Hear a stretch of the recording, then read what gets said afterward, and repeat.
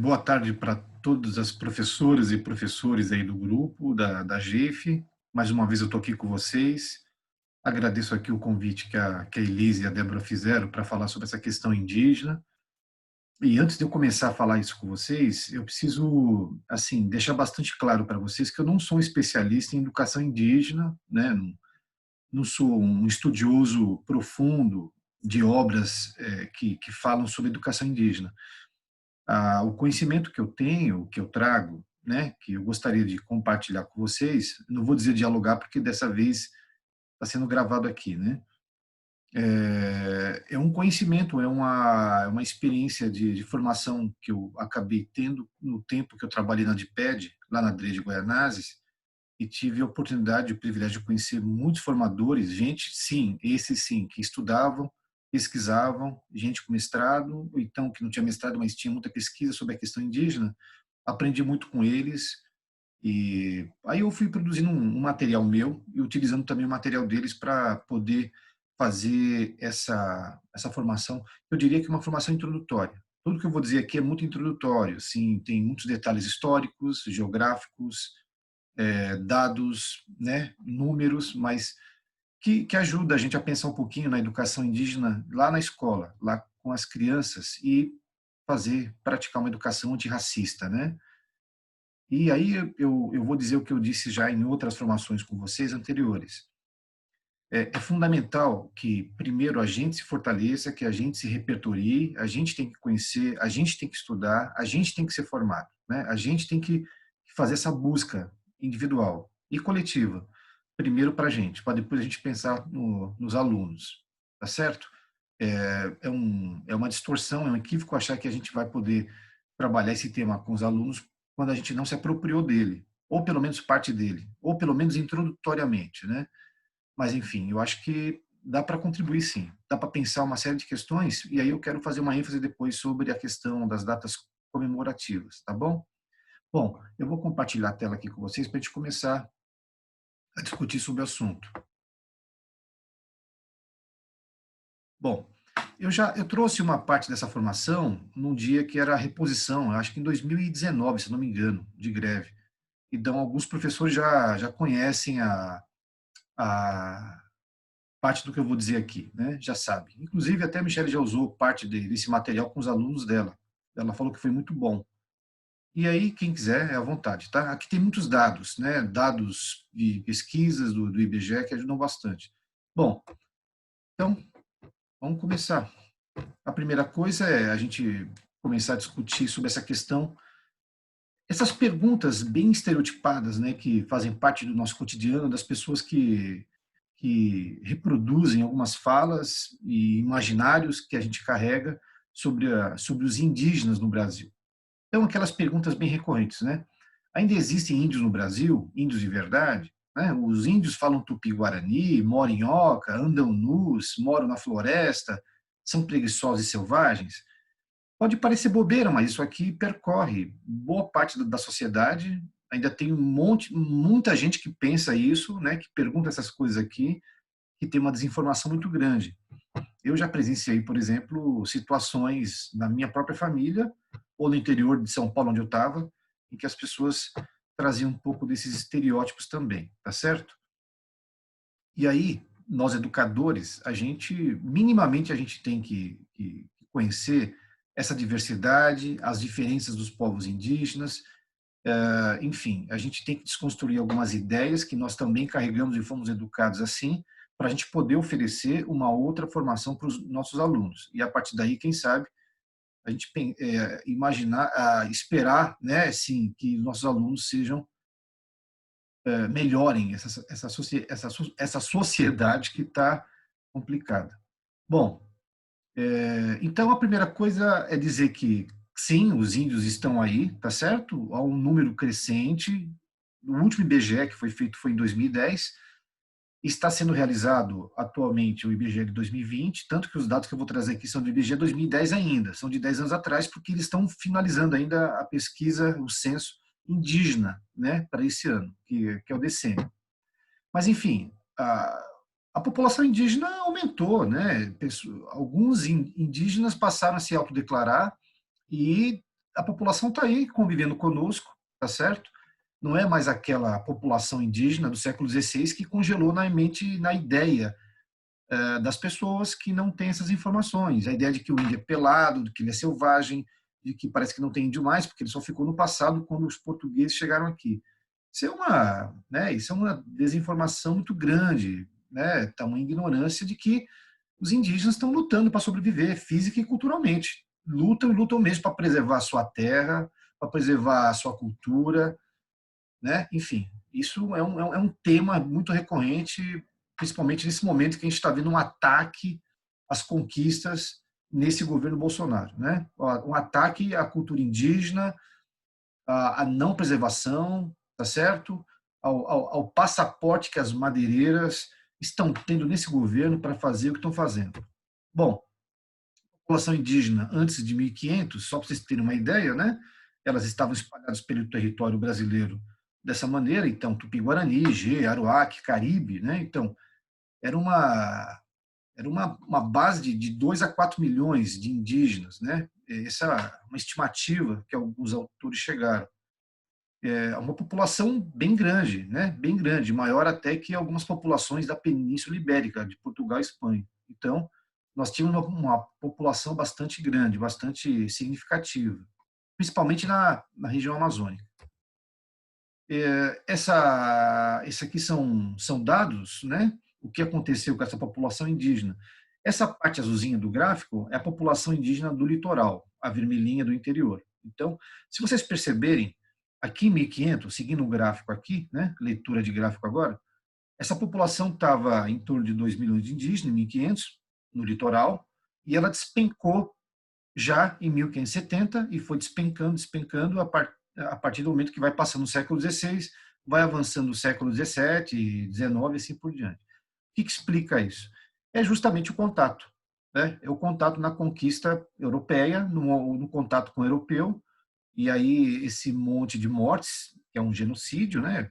Os indígenas não conheciam a gripe, eles não conheciam tuberculose, varíola, febre amarela, isso foi algo trazido para cá, e eles não tinham anticorpos para combater isso tudo.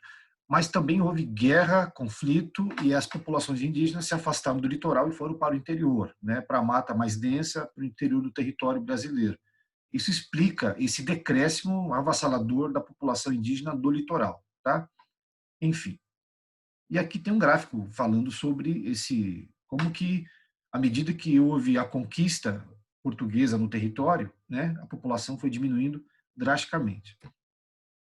Bom, e aí nós temos uma diversidade étnica dos povos indígenas brasileiros que é uma coisa incrível, né? Incrível. É uma diversidade muito grande. Então, o último censo do IBGE, como eu disse para vocês, né, apontou o último censo, né, que haviam entre nós 896,9 mil pessoas que se autodeclararam indígenas. Isso é importante, a autodeclaração. Não somos nós que vamos dizer quem é indígena, são eles que se reconhecem como tal, né? São eles que se autodeclaram. Isso significa 0,4% da população brasileira. Ou seja, existe uma guerra contra os nossos indígenas por parte do agronegócio, gente ligada, né, as elites ligadas ao agronegócio, ligada à madeireira, e parte desse governo também, mas é uma guerra contra 0,4% da população brasileira. Ou seja, socialmente falando, eles representam uma parte muito pequena da população brasileira como um todo, né? E mesmo assim a gente não tem, nós não preservamos, nós não temos o cuidado, sabe, em respeitar e conservar e preservar os povos originários do nosso país. Isso é lamentável. Bom, são 305 etnias, né? Esse gráfico aqui já está mudado, esse aqui é de 2010, mas talvez a população indígena tenha aumentado um pouco, então a variação pode ser mínima, assim, pequena, não tão grande. Mas, enfim, esse gráfico apontava 0,4% da população indígena no Brasil, né? São a minoria.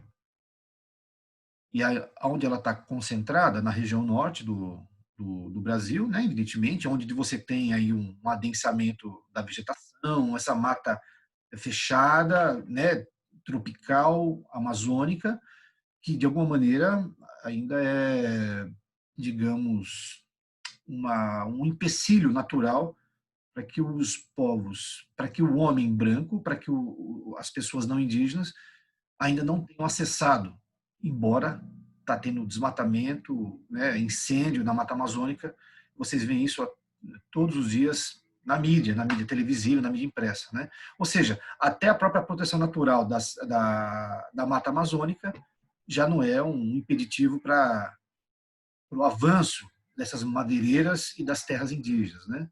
Bom, estão no norte a maioria, depois nordeste, centro-oeste, né? E no sul, sudeste e no sul também. E aqui, população urbana e rural, né? Mostrando aqui, população rural é maior na região norte, nas outras regiões está meio que equilibrado, sudeste tem uma população urbana maior do que rural, se vocês repararem aqui, sudeste, São Paulo, por exemplo, as duas aldeias que nós temos, Jaraguá e Parelheiros, está na zona urbana, né? Então, em São Paulo, no caso, a população indígena está mais na área urbana do que na área rural. Bom, em termos de estados, o estado que tem o maior número de indígenas é o estado do Amazonas, evidentemente, né? Talvez pelos fatores que eu já mencionei aqui. São Paulo aparece como o sétimo estado que tem o maior número de indígenas. E agora, cidade, né? Município de São Paulo está em quarto lugar, quarto município que tem o maior número de indígenas. E olha que a gente perde só para o Amazonas, né? Ou seja, então essa falácia, esse equívoco de dizer que não tem mais indígenas no nosso meio, isso é falta de informação, gente. É falta de dados, é falta de informação, porque São Paulo é a quarta cidade que tem o maior número de indígenas, né? Eles estão no meio entre nós, trabalham entre nós e a gente desconhece quem são eles. Bom, aqui uma mapinha do estado de São Paulo. Você tem aqui no noroeste do estado de São Paulo, você tem três terras indígenas aqui, né? Mas aonde que está concentradas as terras indígenas no estado de São Paulo? Elas estão concentradas na região litorânea, aqui onde está Ubatuba, Caraguá, né? Aqui no litoral norte, mas também aqui nessa região, que é uma região onde mora minha sogra, que é a região do Vale do Ribeira. Essa região aqui, a caminho do Paraná, onde está aqui Sete Barras, né? Onde está Registro, enfim, Cananéia, essa região é uma região também que tem muitas terras indígenas, né? Importante saber disso. Bom, no caso de São Paulo, nós temos as duas aldeias, né? Os dois aldeamentos, que no caso, no norte de São Paulo, está lá no Jaraguá, é a aldeia de Jaraguá, e aqui no sul está em Parelheiros, que é a terra indígena Tenondeporã, né? O aldeamento Tenondeporã.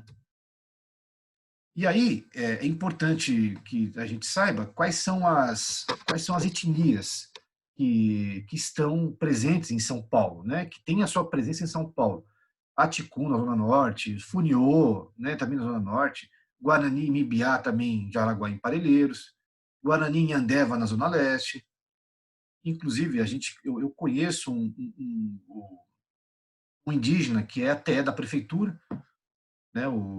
Esqueci o nome dele, mas enfim, ele é Guarani Nhandeva. Bom, tem os Caigangue na Zona Sul, os Capinauá na Zona Leste.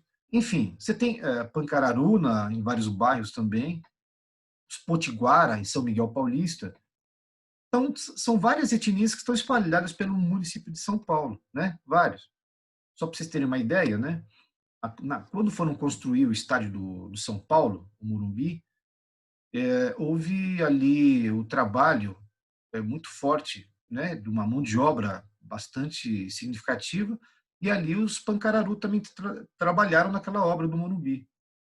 E depois, numa situação, né, de pobreza, eles acabaram morando naquela região, naquela favela perto, que é o Real Parque, né, perto do Morumbi. Mas os Pancararu tiveram sua presença confirmada ali também. Ou seja, são várias etnias que estão em São Paulo. Faz uma crítica, né, uma crítica a essa questão, quem que é minoria de fato, né? Chegando aqui as embarcações, as naus, as caravelas portuguesas no século XVI, e alguém fala dessas caravelas, lá estão as minorias étnicas. É bom dizer que hoje a minoria étnica indígena já foi a maioria étnica, né, nesse território.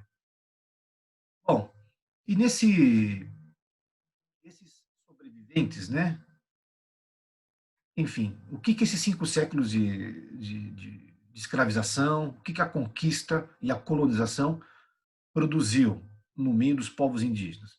Talvez eu diga coisas que vocês já saibam, né? Isso é história. Produziu genocídio, massacre, né? Escravidão indígena, guerra bacteriológica, como eu disse para vocês, que, né, doenças que foram trazidas, e as doenças foram uma das principais causas da morte dos indígenas, né? Uma das principais causas. Também houve um processo de desterritorialização, porque esse deslocamento diante dos conflitos, diante da pólvora, diante dos canhões, né, dos portugueses. Eu falo português, estou falando do Brasil, mas também poderia falar em qualquer outro lugar da América do Sul, da América Latina, onde os espanhóis também atuaram com muita violência, né, nesse processo colonizador. Eles foram desterritorializados. E isso não foi só apenas um período em que o Brasil foi colônia de Portugal. Isso também continuou acontecendo durante o Brasil independente, durante o século XX, por exemplo. Né? O que é a aldeia do Alto Xingu? Para quem não sabe, o Alto Xingu foi todo um esforço dos irmãos Vilas Boas, que tiveram um papel muito legal, né? Muito ético. Os irmãos Vilas Boas lutaram para ter uma terra, uma demarcação durante a ditadura, para preservar as culturas do Alto Xingu. Por quê? Porque eles foram deslocados, principalmente depois das grandes obras da ditadura, da Transamazônica e tal.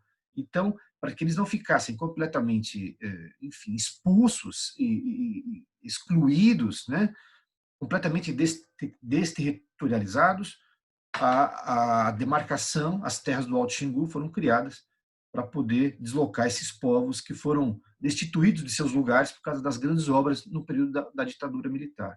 Eu vou falar um pouquinho da ditadura aqui e como que a ditadura, como ela tratou os indígenas brasileiros, né? Bom, e também essa situação toda, também dentro do projeto de nação brasileiro, dentro da ideia de nação brasileira, de construir uma nação brasileira, as elites sempre ignoraram a contribuição indígena, ignoraram os elementos da cultura negra, né? Tudo que era de matriz africana foi negado, e indígena também. E os indígenas, eles também sofreram um preconceito, uma discriminação histórica, porque durante um tempo ele foi romantizado para fazer parte dessa nação brasileira nascente no século XIX, quando estava se construindo a identidade nacional, o que é ser brasileiro durante o século XIX, durante o segundo reinado de Dom Pedro II. Então, romantizou-se esse indígena que praticamente tinha que ser um indígena europeu, né? Eu vou falar um pouco dessa questão da literatura. E aí, dentro desse projeto de nação, o indígena também sucumbiu a tudo isso, né? Teve que se encaixar dentro desses projetos de nação. E tem gente que até hoje fala em integrar um índio à sociedade brasileira, tem que ser alfabetizado igual os outros brasileiros e tal. Sabe, isso é um tremendo desrespeito, isso é uma tremenda, um tremendo, é uma tremenda discriminação, achar que você tem que impor a cultura, os valores ocidentais dos brancos não indígenas aos povos originários, né? E a gente tem muito a aprender com eles, muito, mas muito mesmo, né? Enfim, teorias raciais eugênicas, que no século XIX também olharam o índio como um selvagem, né? Etnocídio, essa ideia de uma história única, e os estereótipos que se criaram a partir desse índio genérico, o índio didático. O que é o índio genérico? É aquele índio que criou-se uma caricatura de um índio que chegou nos livros didáticos e que nós aprendemos que índio, para ser índio, tem que ser pelado, com uma tanguinha, uma peninha na cabeça, e, né, esse é o índio didático, é o índio genérico, e que a gente, se não tomar cuidado, a gente reproduz hoje nas nossas aulas, né? A gente não tomar cuidado, a gente perpetua essa ideia estereotipada de indígena. E índio só pode ser pelado, né, para ser índio. Se ele estiver usando chinelo, bermuda, celular, aí ferrou, não pode ser, não é índio. Tem que se desfazer dessa ideia. Bom, e nas imagens que foram produzidas sobre os indígenas aqui na América, elas estavam carregadas de uma visão europeia, né, eurocêntrica. Essa aqui, por exemplo, é uma gravura do Theodore de Braille.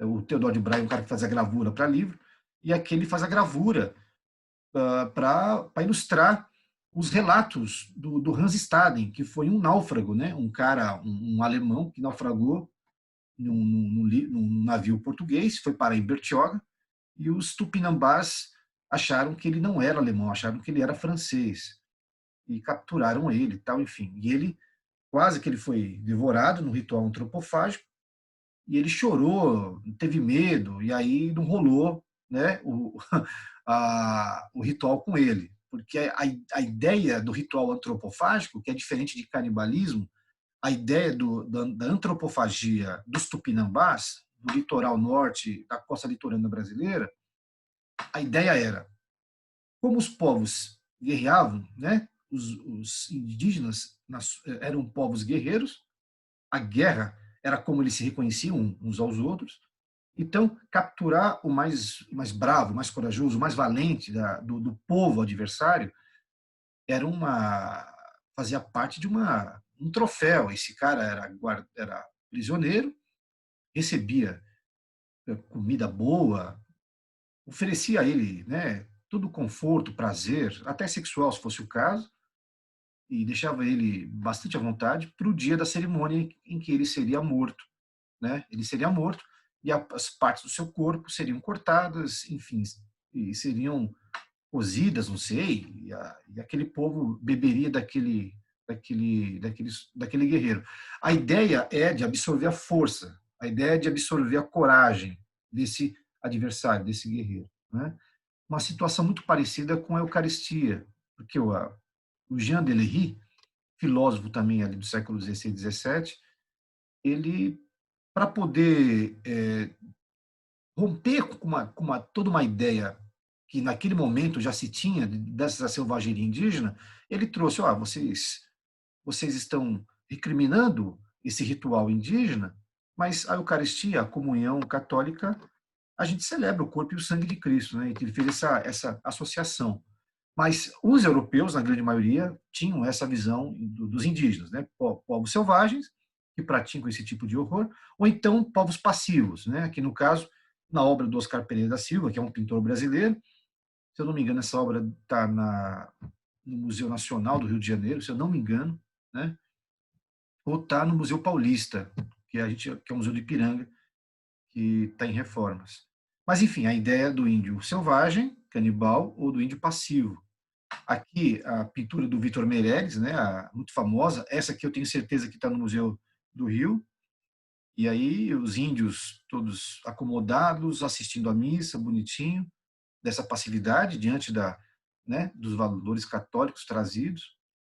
Ou essa outra gravura aqui do Jean-Baptiste Debré, que estava aqui no século XIX, aquele pintor que eu já disse em outros momentos que fez parte da missão francesa e foi convidado para ser pintor. Foi convidado pelo próprio Dom João VI, pai de Dom Pedro I, né? Quando a família real estava aqui. E aí, novamente, aparece os índios sendo conduzidos passivamente, né? Nus, atrás de um soldado. Aí. Enfim, e essas imagens foram permanecendo no nosso imaginário, né? Desde criança, quando a gente foi formado. A Iracema, né? A obra do Alencar, a indígena que se apaixonou por um conquistador e quando ele foi embora, ela tentou ir atrás dele, morreu na praia e tal. Tem até uma pintura também, né, do próprio Vitor Meireles, que é a Iracema, a Moema, né? Perdão, Moema. Mas aí que a história da Iracema, uma índia romantizada, né, que se inspira pelo europeu. O Guarani, que é uma obra que eu conheço mais, do Alencar também, esse é um período do romantismo brasileiro, né? Metade do século XIX, momento em que o Brasil está passando por uma construção de identidade, para saber o que é o Brasil, o que compõe o Brasil, do que é formado o Brasil, quem somos nós. Esse debate está colocado, aliás, é um debate do próprio romantismo, não só no Brasil, como na Europa também. É a primeira fase do romantismo, em que tenta-se buscar as origens, os mitos fundadores de cada nação. Isso está acontecendo aqui, isso está acontecendo na Argentina, isso está acontecendo na Tchecoslováquia, isso está acontecendo na França, enfim, em vários lugares da Europa. Os povos estão tentando buscar a sua origem. Estão inventando, estão buscando, estão inventando narrativas fundadoras. da origem dos povos, né? E o Guarani, quem é um Guarani? O Guarani é aquele índio muito dócil, muito educado, que no final da obra ele salva a Ceci diante de uma catástrofe natural, né, de um dilúvio e tal, mas é um índio todo europeizado. Né? Essa literatura indigenista do século XIX romantizou esse indígena, romantizou, colocou nele trajes europeus e colocou nele valores europeus. Né? Essa é a idealização do indígena brasileiro, que ficou no nosso imaginário. E aí também tem também a ideia do índio também com a pena na cabeça, né? E a gente acabou reproduzindo também até os próprios povos indígenas que não eram nossos, que não são da nossa história, que são Apaches, são Comanches, são Cherokees de outras regiões do oeste, do centro-oeste americano dos Estados Unidos. Né? Aqui no canto superior esquerdo tem uma cena do filme Dança com Lobos, que é um filme muito bonito, mas também está cheio de estereótipo também. Bom, tem um outro filme aqui, que é um filme de faroeste, que eu não vou lembrar qual o nome, mas, enfim, tem a Pocahontas aqui também, que a Disney também trouxe, né? Que ela também se apaixonou pelos conquistadores que foram para a América. E aí, a gente, quando vai na educação, quando a gente vai tentar celebrar e vai tentar fazer algum trabalho, desenvolver alguma coisa no Dia do Índio, ou que remeta à questão indígena, os educadores e as educadoras acabam reproduzindo o indígena que está mais para um Apache, está mais para um Comanche dos Estados Unidos que propriamente para algum indígena nosso. Né? É por isso que tem essa imagem aqui. Então, olha aqui uma atividade escolar numa CEI, é da Rede Municipal de São Paulo mesmo, 2015. As crianças aqui com a tradicional, né, aquela argolinha na cabeça, com a peninha, né? E aí os pais adoram isso, é lindo, é maravilhoso, é tão bonitinho ver as crianças desse jeito. E aí alguém pode falar assim, mas quer dizer que agora eu não posso fazer mais nada, então, eu não vou comemorar mais nada, então, quer dizer que acabou tudo, então. Não, não se trata disso, né? Calma, não se trata disso. Mas o que eu estou chamando a atenção é que até no momento em que a gente resolve tratar da questão indígena, a gente estereotipa, a gente carrega e perpetua e reproduz essa ideia do indígena genérico, né, didatizado. E aí que nem nosso é, às vezes, está mais para um indígena dos Estados Unidos. Mas aqui aparece a gravura do indígena, sempre com a ideia da casa, que a gente chama de oca, né, que esse tipo de habitação indígena era dos Apaches, que aparece no filme Dança com Lobos, por exemplo. Não é brasileira, né? Não é indígena brasileira. Aqui há uma atividade também do índiozinho com a tanguinha, né? O próprio símbolo também da antiga TV Tupi também era um índiozinho que tinha a tanguinha. Então, são estereótipos, né? Que a gente carrega e que a gente não questiona. E aí eu queria fazer uma pequena digressão nesse momento aqui com vocês. Não está proibido falar no dia 19 de abril sobre a questão indígena. Não está proibido, assim como o 13 de maio, como eu já expliquei em outro momento aqui com vocês, falar sobre a abolição do dia 13 de maio. A questão é que a preocupação que nós temos, aquilo que a gente coloca em discussão, é não fazer disso uma coisa episódica, exótica, completamente solta, em que você deixa para falar do índio no dia 19 e depois não se fala mais nada sobre a questão indígena no Brasil. Essa é a questão. E mesmo falando alguma coisa no dia 19 de abril, né? Mesmo você querendo tratar da questão indígena, de que maneira você vai tratar? O que você vai trabalhar e desenvolver com as crianças? Sejam elas do Fundamental 1 ou do Fundamental 2. Você quer falar da questão indígena? Ok, bacana. Mas qual indígena? Qual povo? De qual região? E se for falar da cultura deles, o que você quer dizer sobre a cultura? Quer falar da diversidade, mas tem que respeitar a diversidade.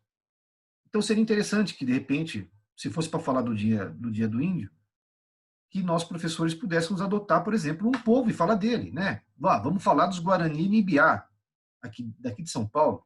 Vamos falar dos Pancararu. E aí vamos estudar, vamos pesquisar sobre aquele povo indígena e esmiuçar isso, transformar isso didaticamente para as crianças e apresentar para elas um povo indígena e nomeá-los. Ó, esses são tal povo indígena. Tá certo? Eu acho que isso é muito mais respeitoso com as culturas indígenas. Essa frase aqui do Bauman é para a gente começar a discutir sobre identidade indígena, né? Então, essa ideia de que a gente acha que índio só é índio pelado, só é índio se ele vive na floresta, o índio genérico, o índio que estava aqui quando chegou os portugueses, e a gente congela, né? E a gente acha que não há outra possibilidade de um sujeito indígena aparecer de uma outra maneira. E aí, olha aqui essa frase do Bauman, né? Bauman, que é um sociólogo, cartaz em Berlim. Seu Cristo é judeu, seu carro é japonês, sua pizza é italiana, sua democracia é grega, seu café é brasileiro, seu feriado turco, seus algarismos arábicos, suas letras latinas. Só o seu vizinho é estrangeiro. Isso aqui é uma provocação, né? A gente cobra uma espécie de pureza que não existe. A gente cobra do outro uma pureza que nós não temos. O que eu quero dizer com isso? O fato de você ser filho ou neto de italiano, isso não faz você ser italiano. Isso não faz você ser espanhol, sei lá, seja lá qual for a sua ascendência. O fato da gente comer pizza não faz da gente ser italiano. Nós somos brasileiros, nós somos paulistas ou paulistanos. Nós não deixamos de ser brasileiros e nem paulistas ou paulistanos porque a gente come pizza. Nós não deixamos de ser brasileiros porque a gente come sushi, sashimi, porque a gente come, sei lá, qualquer outra comida japonesa. Ou seja, a cultura é dinâmica. As trocas culturais é de um dinamismo que a gente não controla. A gente se apropria, absorve, também é absorvido e é apropriado a essa troca constante. Então, quer dizer, nós somos atravessados por uma imensidão de fluxos culturais, né? Principalmente na globalização. A internet, enfim, promove também esse contato com outras culturas também, com outros modos de pensar, de fazer comida, enfim,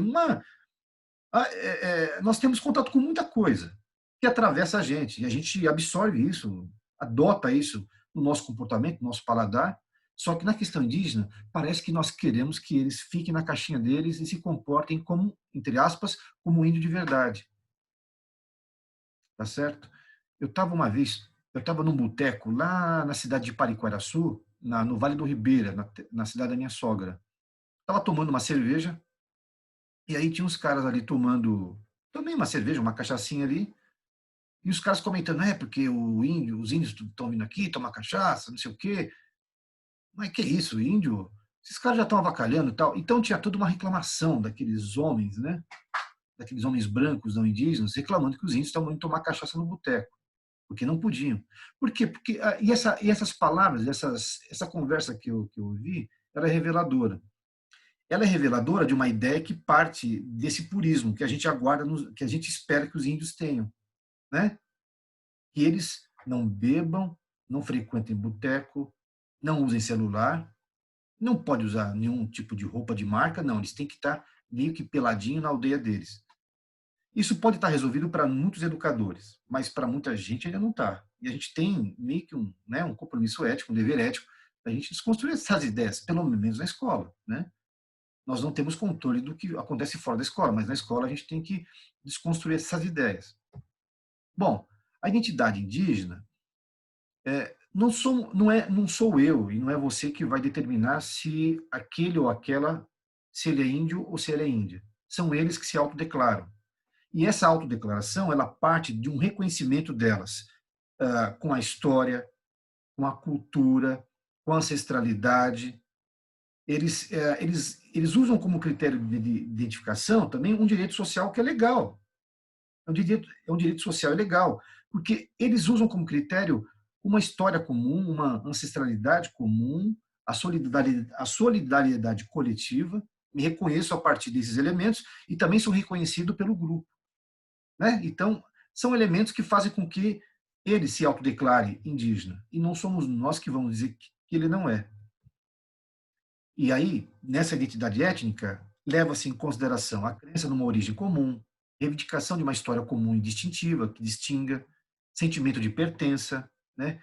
Reivindicação de um destino comum também, né? e um projeto, de certa forma, também que se baseia nessa etnicidade. Compartilha, compartilhamento de um senso de originalidade entre eles, tá certo? Bom, e, a partir daí tem toda essa construção, que é processual, nessa elaboração de situações vividas em que as pessoas se reconhecem como indígena. E aí vamos falar um pouco desse índio genérico, né? Esse índio genérico e pretérito, congelado na imaginação de muita gente. Todas essas pessoas que aparecem aqui são indígenas. Um do Alto Xingu, outro de Pernambuco, outro do Ceará, mas são indígenas, né? Essas crianças que estão aparecendo também são todas indígenas, de várias etnias, certo? E há uma diversidade, a gente tem que reconhecer a diversidade. Então a gente tem que desconstruir os estereótipos, né? Essa manhã é uma necessidade mesmo, né? A gente tem que escutar esses povos, né? Que foram silenciados, foram escravizados, desqualificados, desumanizados. Então tem que ouvir as suas histórias. E uma das maneiras de ouvir as suas histórias, de não silenciá-los, por exemplo, é você trazer o que eles produzem de mitos, de histórias incríveis. E aí, gente, a nossa rede municipal de São Paulo, ela tem assim uma vantagem, assim, sabe? Tem livros e livros que já chegaram na escola, tem uma literatura indígena, sim, na escola, que ela pode ser utilizada. E mitologias, uma mais interessante que a outra, como que alguns povos explicam o surgimento da lua, o surgimento do sol, do dia, da noite, enfim, da maldade, é muito interessante, né? Trabalhar com essa questão mitológica é muito interessante. Como aguça a imaginação e possibilita a gente pensar em outras narrativas, né? Bom, outra coisa também que fala é, os índios todos falam tupi, né? Sempre, tupi, fala tupi, tupi, como se tupi fosse a única língua para todo mundo. Na verdade, tem uma tremenda de uma diversidade linguística, muito grande. Os povos muito grande. Então, tem dois troncos linguísticos, que a partir desses troncos tem as famílias linguísticas, e essas famílias linguísticas têm um monte de línguas. As línguas vêm dessas famílias linguísticas. Então, tem uma imagem aqui que ajuda a entender. Por exemplo, o tronco indo-europeu é um grande tronco, tá? Indo-europeu. Nesse tronco indo-europeu, esse tronco linguístico, quais são as famílias linguísticas que se ramificam desse grande tronco, que saem desse grande tronco? A língua latina, a língua celta, desculpa, a família linguística latina, celta, eslava e germânica. Dessa família latina, dessa família linguística, quais são as línguas que provêm dessa família linguística? Português, espanhol, italiano, francês. E da família linguística celta? O bretão, né, que é o inglês, o irlandês, o gaulês. E da eslava? Russo, polonês, tcheco, germânica, holandês, alemão, e assim por diante. Tá? E assim por diante. Então, cada o tronco tem as suas famílias linguísticas, cada família linguística tem as suas línguas. A mesma coisa a gente usa para explicar as línguas indígenas. Então, tem o tronco tupi e tem o tronco macro-G. Do tronco tupi, vai sair as famílias linguísticas tupi-guarani, ariquém, aueti, juruna, maué, mondé, uruborá, munducuru, e por aí vai, né? Mesma coisa o tronco macro-G, que vem as famílias Bororó, Krenak, Guató, G, Carajá, Machacali, e por aí vai, né? E aí que tem um gráfico aqui mostrando essa variedade linguística dos dois troncos. Então a gente desfaz essa ideia de que todo mundo fala tupi. Não é todo mundo que fala tupi, tá certo? Outra coisa são as habitações. E aí, gente, isso aqui dá para transformar em muita coisa didática para as crianças. Tanto a questão da língua, né? Como também a questão das habitações. Essa ideia da oca, só se fala em oca. Oca é um tipo de habitação. Um tipo de habitação. Há várias outras, né? Então, a gente tem que conhecer, tem que dar uma pesquisada. para poder apresentar essa diversidade para as crianças. E assim a gente pode desfazer essas ideias genéricas, né? Então, aqui no canto superior direito, no canto superior, é a aldeia do Alto Xingu, tá certo? Aqui embaixo, do lado inferior esquerdo, é uma aldeia Timbira, em Tocantins. Do lado direito, é uma outra aldeia no Pará, tá certo? Ó, olha a diferença de habitação. Essa do Pará, por exemplo, muita gente não diria que essas casas poderiam ser indígenas, mas são, né? Aldeia Chavante de Mato Grosso, à esquerda. Aldeia aqui em Tocantins, aqui, numa aldeia Carajá. Outra aldeia, aqui uma casa Chavante, do lado esquerdo. E aqui do lado direito também, outra habitação indígena. Uma aldeia Yanomami, em Roraima, do lado esquerdo. Aqui uma maloca, que é um lugar maior, né, onde os indígenas se reúnem para várias ações, no caso aqui no Amazonas. Do lado esquerdo aqui, no sul do Pará, a aldeia Suruí, que recebeu moradias populares, mas não deixa de ser habitação indígena, né? E aqui os Guarani Caigangue, aqui no Rio Grande do Sul, tá certo? E aí, aqui em São Paulo, do lado esquerdo aqui, a aldeia Guarani Tenondeporã, né, que fica lá em Parelheiros, na Zona Sul, e à direita, a aldeia Guarani do Jaraguá, em São Paulo. Uma casa indígena, Guarani. Aqui embaixo. Ah, tá. Aqui embaixo é o CECI. Eu não sei se todo mundo sabe, mas nós temos um centro de cultura e educação indígena que é chamado de CECI, né? Então, nós temos seis EMEIs e tem CECI, Centro de Educação e Cultura Indígena da Aldeia Guarani. No caso aqui é a CECI Curucutu, que fica lá em Parelheiros. E aqui, é claro que não funciona como uma SEI, né, da rede direta. Aqui se respeita os valores e a cultura indígena guarani, brincadeira e tudo mais, tá certo? Mas a prefeitura reconhece, tanto que está ligada à prefeitura, enfim, as crianças têm todo o direito da alimentação, como qualquer outra SEI, mas é o CECI. Bom, e também outra ideia que circula, a ideia de que índio é preguiçoso e tal, o índio não faz nada, só quer saber de descansar, que também é uma ideia que permaneceu durante um bom tempo no nosso imaginário, né? Porque só porque ele fica na rede e tal. Enfim, quem critica o índio dessa preguiça é o europeu, porque o europeu está dentro de uma lógica capitalista do trabalho, né?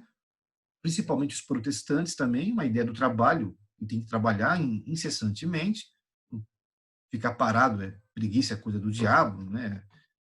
Tem que trabalhar, que é uma lógica que foi aproveitada pelo sistema capitalista, e a partir daí, claro que quem desfruta do ócio, quem não tem compromisso com esse excesso de trabalho, foi taxado de preguiçoso, né?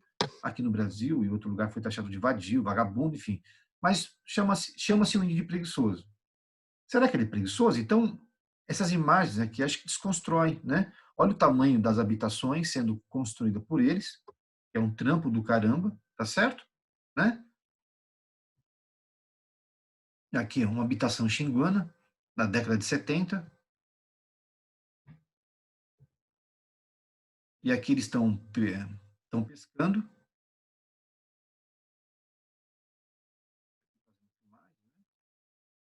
Aqui eles estão descascando a mandioca, literalmente. E aqui as mulheres carregando lenha, né, nos seus balares.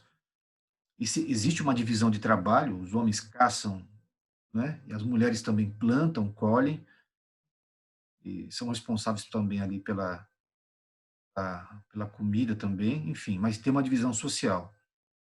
E também não deixa de ser dentro de uma estrutura, e o homem tem talvez aí autoridade e tal. São sociedades patriarcais. A gente não pode esquecer, não pode esconder isso. São sociedades patriarcais. Os povos indígenas, a maioria deles vivem nessa estrutura patriarcal.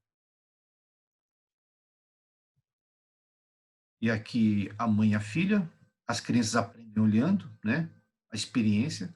Eu tenho um outro material do professor Benedito Preza que mostra essa educação indígena como é interessante, a criança indígena ela é cuidada por todo mundo na aldeia. Não, não tem essa coisa pequeno-burguesa, nossa, branca, né? Que é europeia também, da cultura ocidental, de que a criança é propriedade privada dos pais. Ninguém pode falar nada do meu filho, ninguém pode educá-lo, só eu, tal. Essa ideia privada dos filhos. Nas comunidades indígenas, a criança é de responsabilidade de quem está na aldeia, de todo mundo, tá certo? De todo mundo, de todo mundo, ela é responsável. E aqui, e as crianças aprendem olhando o adulto trabalhar, olhando o adulto fazer, né? E aqui a mãe está descascando o urucum, que sai aquele pozinho vermelho para fazer os grafismos, né? A tinta, que é o coloral que a gente chama aqui, que a gente usa. Bom, a galera não é, né? Vocês veem que eles trabalham bastante.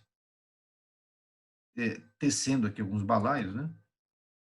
Bom, e aí aquela imagem do Theodore de Braille, que eu já tinha falado, e aqui tem uma foto dos indígenas com corrente que foram acorrentados no período da ditadura militar. E aí, contra essa ideia de que os índios são selvagens, são primitivos, é importante mostrar essas imagens, né? Uma criança no computador. Eu esqueci o nome desse indígena, mas ele é estudante. Não sei se ele é filósofo ou antropólogo, né? Evo Morales, Daniel Mudukuru, escritor, em várias obras na escola dele. A Guajajara, né? Que foi vice do Boulos na última disputa eleitoral pela presidência. Sônia Guajajara, que é ativista, militante, uma grande liderança. E as crianças aqui manipulando aqui a máquina fotográfica. Ou seja, eles estão no nosso meio, trabalhando, estudando, escrevendo, né? Eles não são sujeitos do passado apenas. Bom, e aí essa pergunta, os índios, as suas culturas estão acabando? Esse tipo de pergunta, ele revela que me parece que tem um índio que lá atrás que eu conservo na minha ideia que está acabando. Não, como eu disse para vocês no início da fala, houve um aumento da população. Eu estou curioso para ver o censo do IBGE desse ano 2020, né, depois de 10 anos, para saber como é que está. Mas a sociedade cresceu, né? Eles estão no nosso meio, frequentando universidades, morando em cidades, falando português também, né? E não são menos brasileiros, mas são indígenas, estão no nosso meio. Então, como eu disse para vocês, toda a cultura está em transformação, né? Constante dinâmica. Então, os índios não deixaram de ser índios porque eles tiveram contato conosco. Não é porque eles estão usando coisas que nós utilizamos, aliás, porque nós chegamos até eles, na verdade, fomos nós que, de certa forma, passamos a ocupar e, de certa forma, até invadir o seu território e parte do seu convívio, então, inevitavelmente, que eles absorveram parte da nossa cultura ao longo desses séculos, né? Então, a cultura é dinâmica. A gente não deixa de ser brasileiro porque come pizza. O índio não deixa de ser índio porque ele vai ao cinema, porque ele usa um tablet, enfim. Nós mesmos, nós não somos iguais aos portugueses que chegaram aqui no século XVI. Nós não somos iguais aos espanhóis e italianos que chegaram aqui no final do século XIX. Ou seja, nós não somos iguais aos nossos antepassados. A gente vai mudando constantemente, né? Ou seja, existe uma série de mudanças, de transformações em nós mesmos, os não indígenas. E por que a gente cobra do indígena uma espécie de pureza, né? Tem que pensar sobre isso.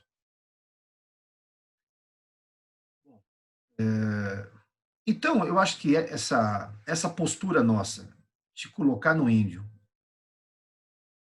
de idealizar esse indígena e cobrar que os indígenas se comportem como índios, né?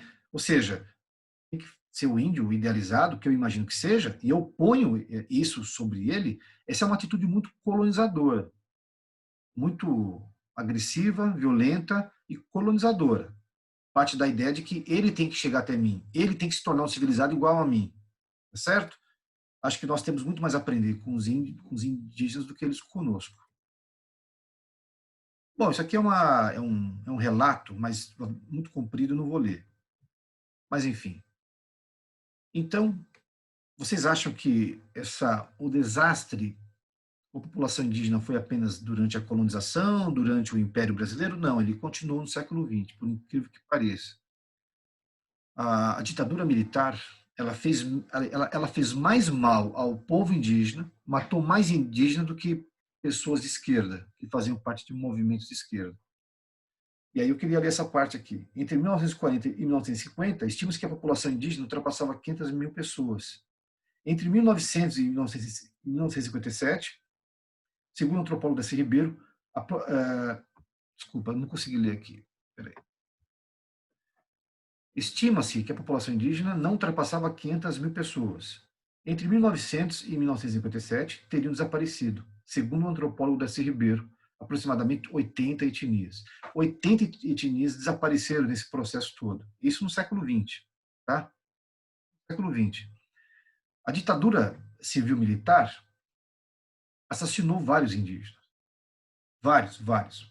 Nas grandes obras da ditadura, por exemplo, na construção das rodovias, na construção da Transamazônica, não houve respeito qualquer aos povos indígenas. Diálogo, então, esquece, tá certo? Ditadura foi pior com os indígenas do que propriamente com os movimentos de esquerda.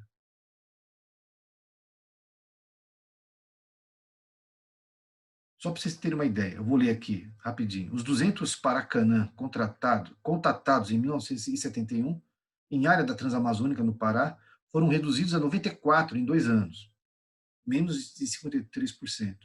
Em Roraima, 14 aldeias em Yanomami, no rio Ajarani, foram reduzidas a uma única maloca de 71 sobreviventes, ou seja, 90% a menos. Outro conjunto de aldeias, no rio Catrimani, perdeu 50% de sua população para uma epidemia de sarampo introduzida por trabalhadores da rodovia perimetral norte. Ou seja, quando não era pelas obras, era pelas doenças que os trabalhadores levavam por conta dessas grandes obras da ditadura. E tem um tal de relatório Figueiredo, de 1967, que é um relatório assim assustador. Um relatório que diz que mais de 5.000 páginas, 20 volumes. O relatório traz casos de corrupção lá no extinto Serviço de Proteção Índio, que é o antigo serviço, antes da FUNAI.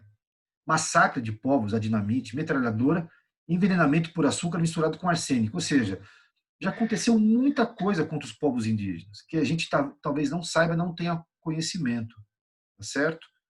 A FUNAI foi importante, a FUNAI na proteção dos povos indígenas, mas antes era o Serviço de Proteção Índio. Mas muita coisa já foi feita que nós não sabemos.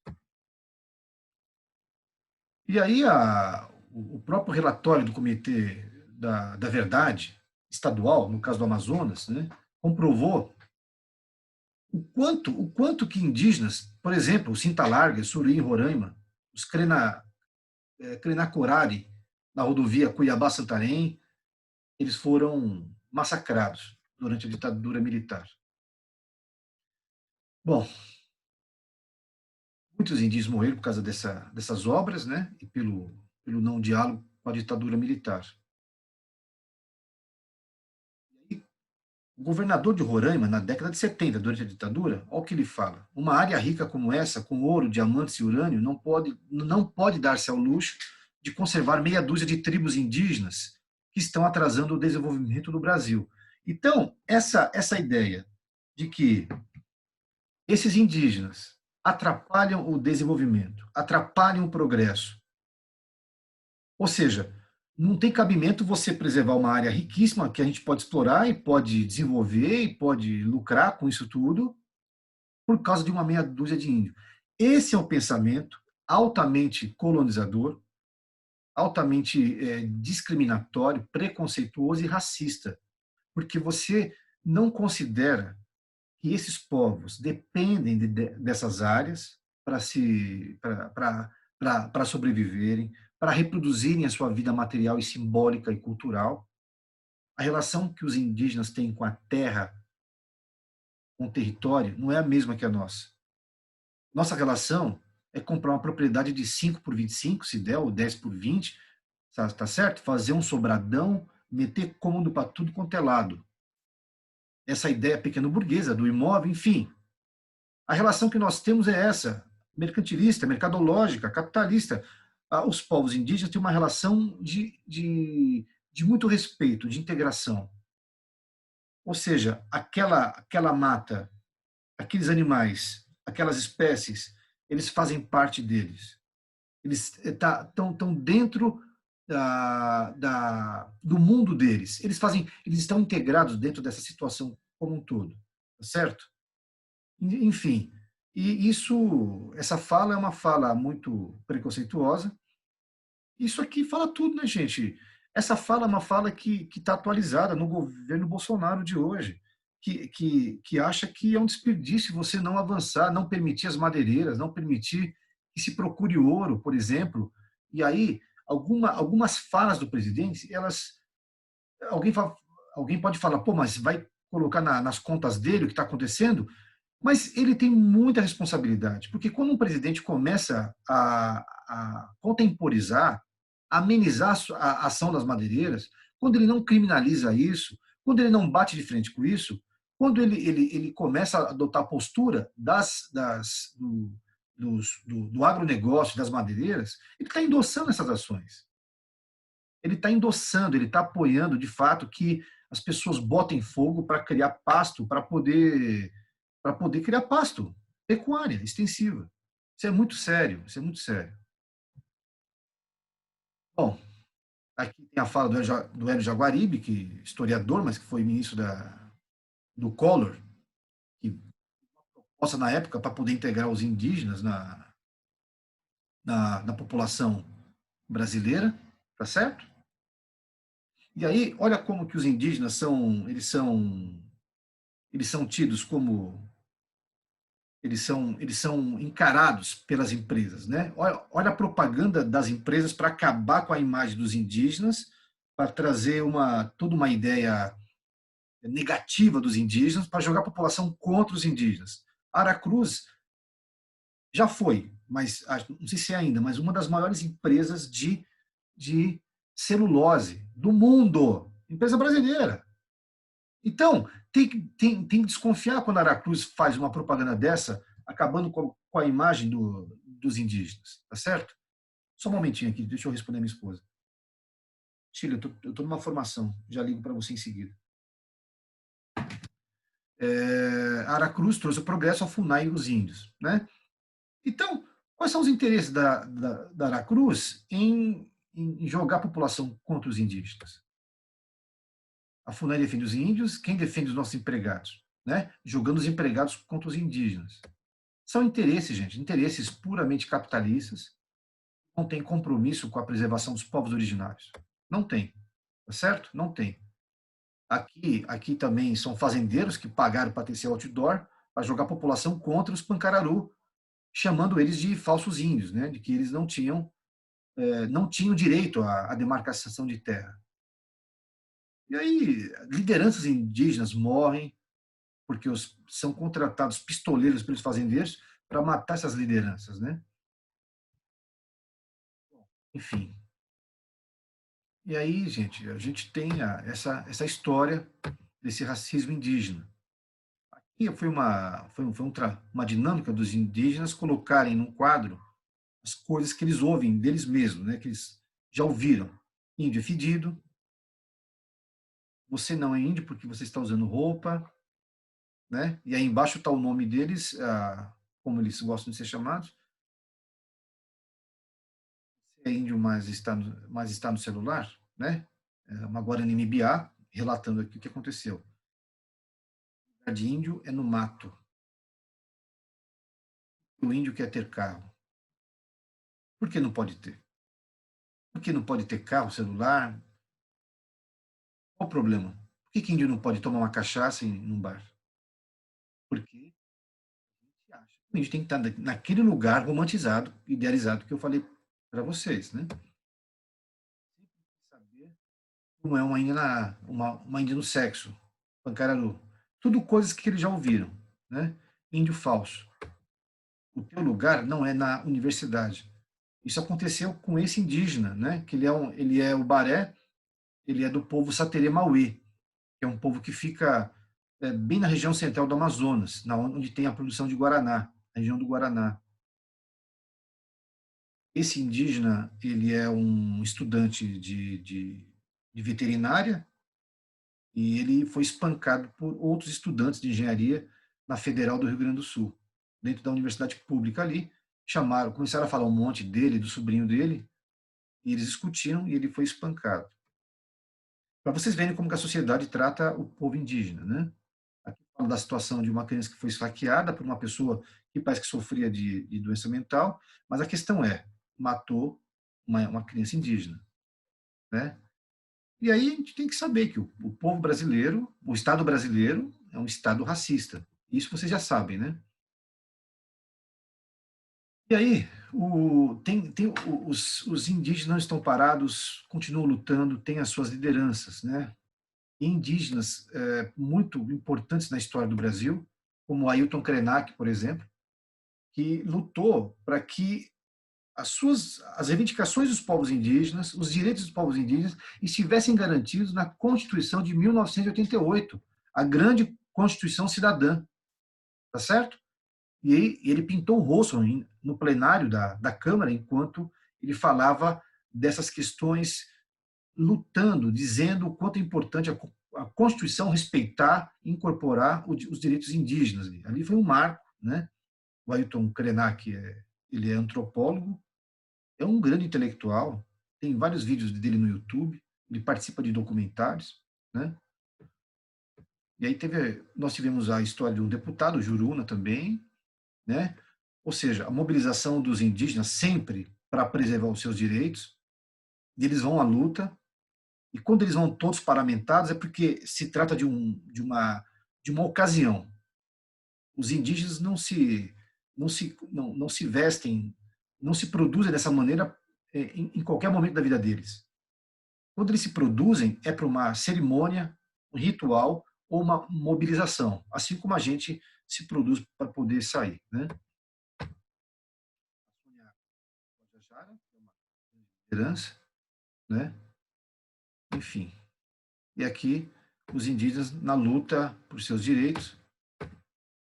E esse aqui, o Davi Guarani, ele é lá de Parelheiros, uma grande liderança também. Eu já mediei uma mesa que ele foi fazer uma fala muito forte. Há um problema muito grande das terras dos Guaranis serem reconhecidas ali em Parelheiros, tá certo? Inclusive, no próprio governo Lula, houve uma dificuldade enorme para que isso acontecesse. O ministro da Justiça, José Eduardo Cardoso, não assinava, e aí mandaram para ele cartas e assinava, mas até o próprio governo Lula também não foi fácil a demarcação de terras. Os mais críticos dizem que houve mais demarcação no tempo do Fernando Henrique Cardoso do que propriamente do governo Lula. E aqui são os guaranis lá de Parelheiros reivindicando o direito àquela terra, né, onde eles estão. Essa mulher do canto inferior esquerdo, ela é coordenadora pedagógica do CECI, é uma Guarani também. E eles aqui na Paulista, né?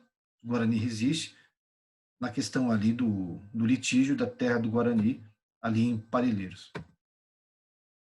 Certo? Bom,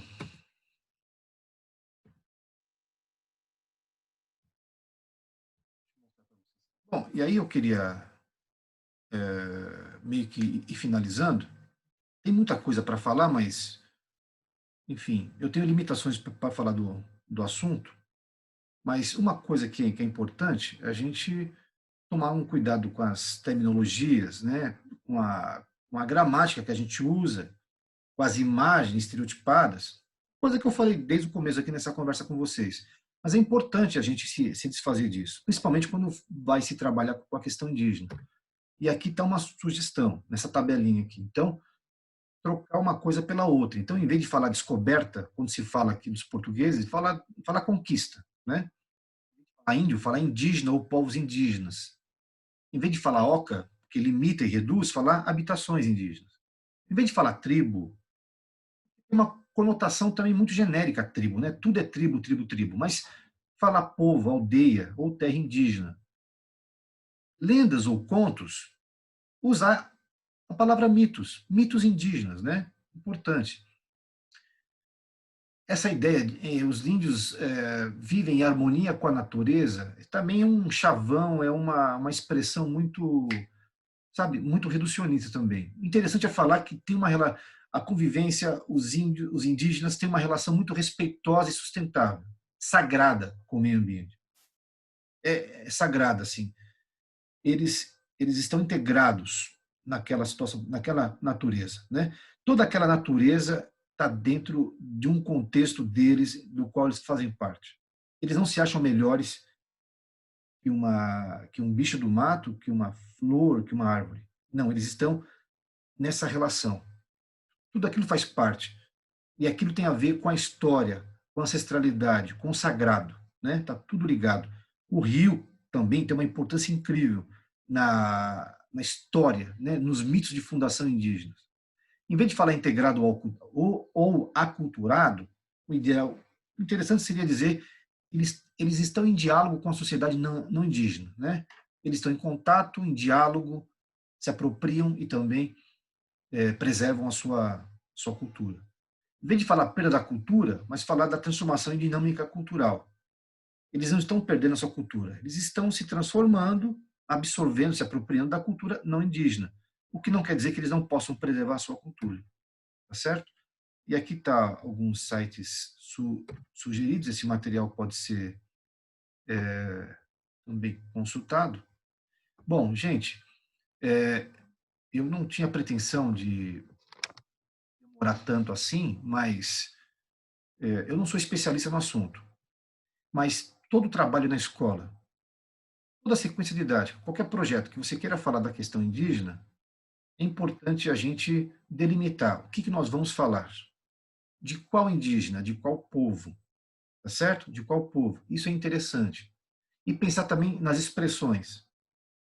E se tiver que fazer, de repente, um arranjo, né, um ornamento, produzir materiais, ou até fazer nas próprias crianças algum tipo de grafismo para comemorar o Dia do Índio, ou então para remeter essa questão indígena, para trazer de maneira crítica para elas, enfim. Isso também não está proibido. Não está proibido. A questão é qual é o indígena que a gente vai priorizar para que isso aconteça. Qual é o indígena?